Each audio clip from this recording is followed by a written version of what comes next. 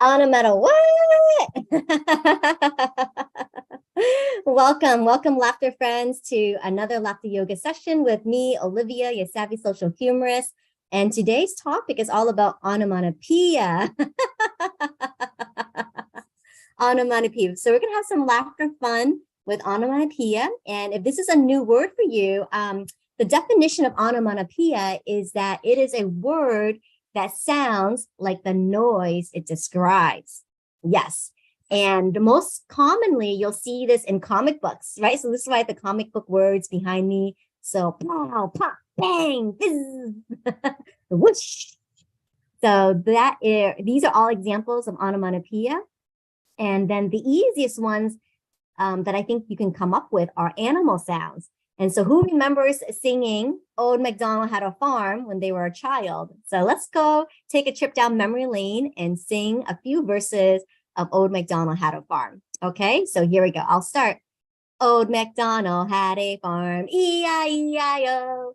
And on this farm, he had a cow, E-I-E-I-O. So what sound does a cow make?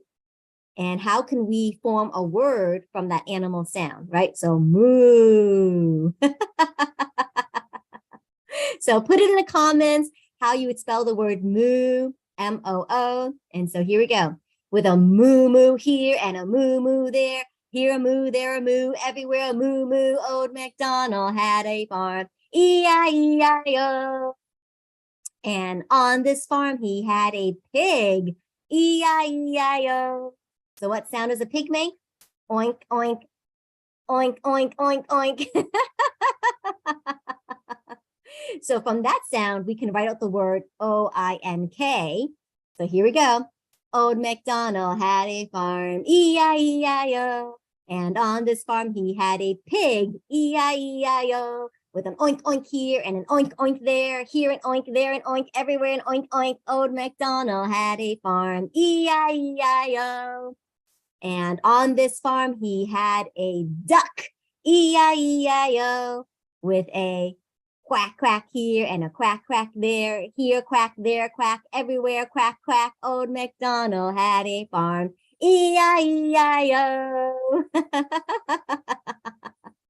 So isn't that wonderful that songs like that, nursery songs, childhood songs, can bring back memories of your childhood? So hopefully that brought you some fond memories of, being with family or friends or in school.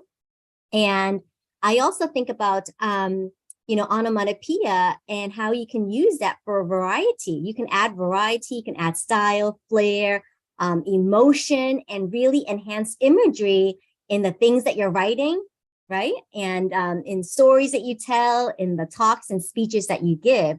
So let's all think of an example for a doorbell, okay? So when we describe a doorbell, what might be the sound for that? Could it be ding dong, ding dong? And then we can spell that out, D-I-N-G-D-O-N-G, ding dong, ding dong. All right, and then what does it sound like when the wind comes gushing through? Can you make that sound? Does it sound something like whoosh? So when we think and hear of that sound, how do we spell it? W-H-O-O-S-H. Sometimes you can be really dramatic and put more O's in there, right? So W-H-O-O-O-O-O-O-S-H, like whoosh. So what you see here, oops. So what you see here, whoosh, whoosh. So when you're speaking, you can say the whoosh of the wind busted through the windows. I'm hoping to give you some of these examples so that way you can be a little bit more creative today. And when you're really thirsty and drinking water, what does that sound like? Gulp, gulp, gulp, gulp, gulp, gulp, gulp, gulp, gulp, gulp, gulp, gulp, gulp, gulp, gulp, gulp.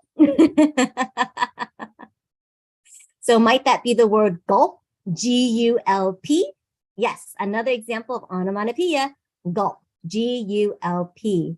So The boy was so thirsty, he gulped down that smoothie.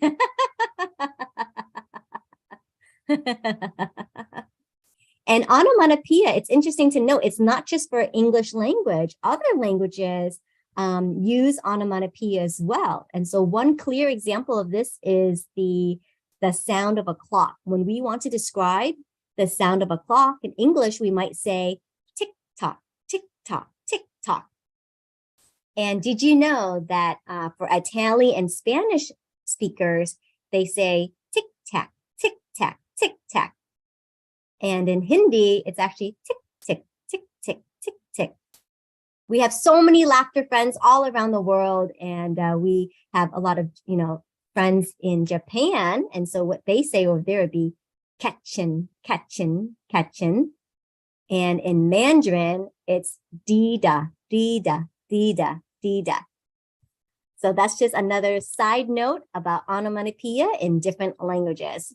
So hopefully this was a fun lesson for you to learn. Some other fun examples of onomatopoeia words are boing.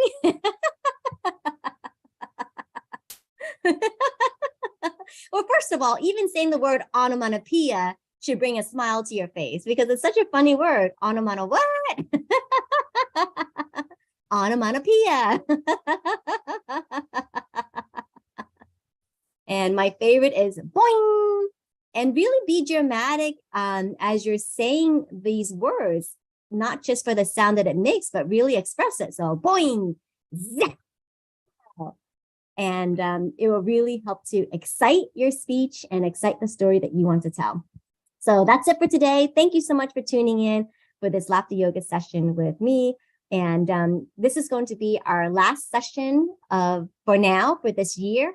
And I'm currently going to reevaluate some things. And so you can always catch the replay of all the amazing laughter yoga sessions we've had this year on the YouTube channel. You can find me under Olivia Savvy Pro. That is my new YouTube handle. I'll put it in the comments for you as well. But yeah, YouTube has released a new YouTube handle. So you can find me at the @ Olivia Savvy Pro on YouTube and get caught up to date with all the laughter yoga sessions that I've recorded.